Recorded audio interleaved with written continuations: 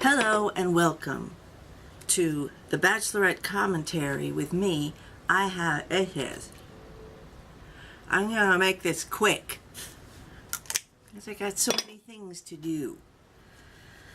Okay, celery, peanut butter. Oh, it's my shopping list. Okay, let's start with Peter. First overnight date. So, how many overnight dates do people normally get? I thought it was 2 guys got an overnight, and here it's 3. Maybe I'm mistaken. I don't know. Peter. I noticed he was touching her behind in the grape stomping barrel. Please watch your hands for the children who might be watching The Bachelorette. But he's not ready to get engaged. And he said it to her family. He said it to her. It's like, how much more red flags does she need? I mean, and she told him, she said, that's what I'm here for, dude. I want to get married. I want to have kids. That's it. I don't want a boyfriend. And they both just sit there like, I don't know what to tell you. You know, I mean, it's sad because Peter is such a great guy, and she has definitely given him long enough to, there's a workman staring at me over there. Anyway, she's certainly given him enough time to figure him out. Eric, I love his smile. He is such a neat guy. And it was funny, going back to Peter, when Peter was sitting in their hotel room with, I'm going to call him not Brian, but Mr. Arrogant Bonecracker. That's my new nickname for him. It was funny when Peter was sitting there with him and Eric was on the date with Rachel, and Peter said something like, I don't feel too good sitting here with my girlfriend's boyfriend while her other boyfriend is out with her. Anyway, Eric is very real, and her family confirmed that. And the meeting with the family went really great. So I'm all in for Eric. Why am I back to Peter? Okay, Peter, I like that he got to thinking about his holding back and wanted to talk to her. That was good, and I'm glad he did talk to her. It certainly made everything pretty clear. And her house, is that her family's house, or is that like a governor's mansion? Good God, that thing is huge and it's beautiful. Wow. Anyway, and okay, so going back to Peter's date, sorry. She told him she loved him. What the heck is she doing? She can't do that to people. She can't tell Dean she's in love with him and then kick him out the door. And now she's told Peter she loves him too, and that isn't right.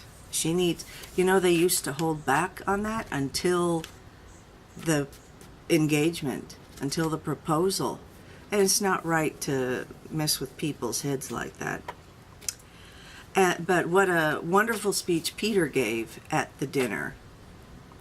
He did do really well, but unfortunately he doesn't want a wife right now. Yeah, but he tells her mom that he may not propose in 2 weeks.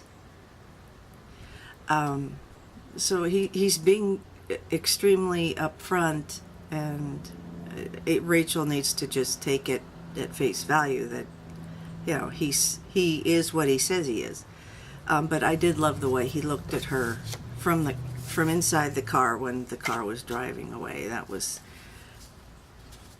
what do you call it? Bittersweet. Those guys are still out there, those workmen that were staring at me. Brian. Mr. Arrogant Bonecracker. And I don't mean cracker like rice cracker, wheat crackers, cheese cracker. I don't mean that kind of cracker. I mean a chiropractor cracker. Okay. Before they went on their little date, both she and Brian were wearing their brand new watches. Isn't that precious? And they were wearing them in front of Eric and Peter. I mean, it's like Rachel has no idea how what she says or does it affects people. So Eric noticed she wore her new watch. And he noticed. That says a lot. You know, that says she's picked him already. And another thing that's not fair, along with buying Brian a watch when she didn't buy anybody else anything, I mean, at least buy them a candy cane. Something to let them know they're special. But of course she didn't. And so once again, she's having Brian meet her friends. And she didn't have Eric or Peter meet her friends. And that was important to do with all three. And you don't think Brian's going to go back to the place and tell them that he met her friends? It's not.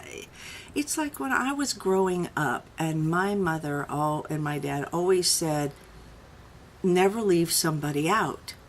Like if you're inviting some people in your second grade classroom to your birthday party, you need to invite all of them so that nobody feels left out. It's just, it's manners and it's consideration of other people's feelings. It's empathy. And it doesn't seem like, it seems like she's blinded by Brian, pretty much. And to prove that, she said Brian has no game. And then she says he's charming. Let's do some math. What plus charming equals game? Nothing. Charming is game. Okay? It's algebra. X plus Y equals Z when X is 0. 0 plus charming equals game. And then he said his mother is his number one love of his life or something. It's like, and he only corrected himself when he was called out on it. It was like, no, that's exactly what he means. His mother is going to take place. She's going to always be first in his life.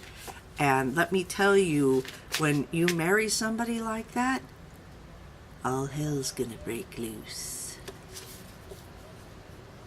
They asked him a question and he left the room. And I know it was kind of, to me, it was a confusing question. It's like, could you just, don't give me a whole bunch of questions in one question. You got to break it down. Just say, what's your favorite color? Not, what's your favorite color? Where do you want to live? What's the highest degree you went through to college? Do you like Mexican food? Or would you prefer Chinese? And it goes on and on. It's like, no, it's too much information. I can't process it. I don't know if he could, but hey, he left the room and I don't know where he went. Did he go to the bathroom? Did he cry? Did he call his mother? Hi, Lottie. Did he, I mean, the possibilities are endless. Did he walk around the block? Nobody knows where he went because the camera didn't tell us. Okay. I don't ever know what they asked, but it was not an easy answer. Quick. Rachel didn't like her family's approach. You know what? If your entire family, who you love and trust, and you love their assessment of Peter and Eric, why do you now, what do you call it? Why do you not accept their assessment, their gut reaction, their instincts about Brian? Okay, they said red flags. They were concerned that he was a game player. Hello.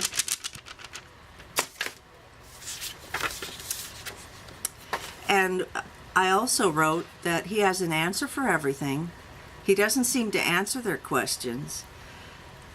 And even though it ended pretty well, I was just like not impressed with him at all.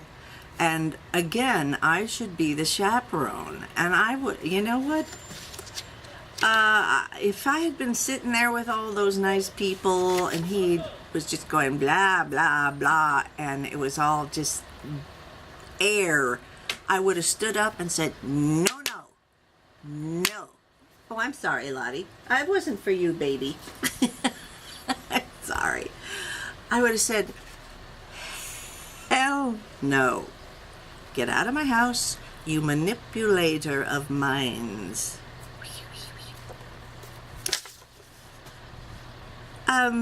And then we jump back to Eric and his date. I don't even remember Brian's date. What did they do besides, oh, it was to be continued. That's why I don't remember. They didn't show it to us yet. But in Spain, oh my God, what, such gorgeous countries. And so Eric was the first date.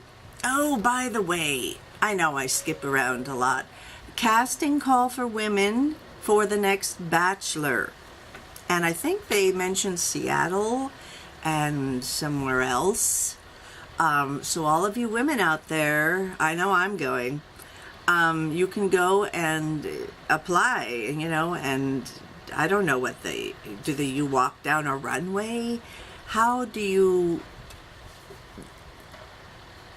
apply for something like that?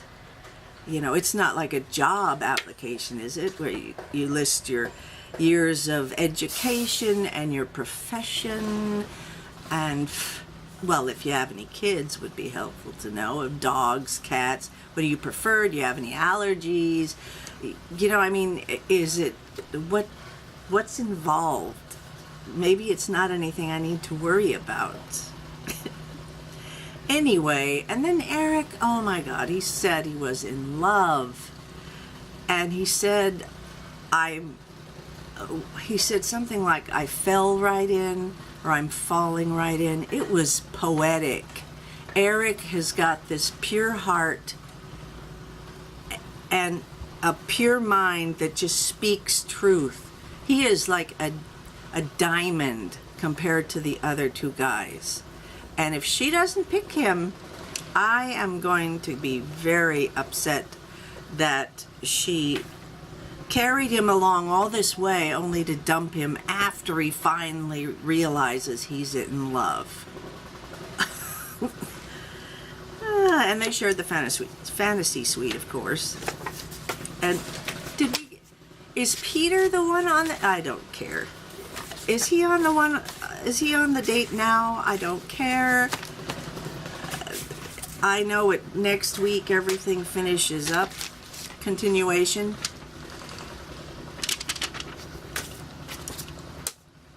I need to make more flags. Anyway, that's it for this week. I'm tired and I just, you know, I don't feel like talking about it anymore. So, have a lovely day. Hi, Lottie. And I will see you next week.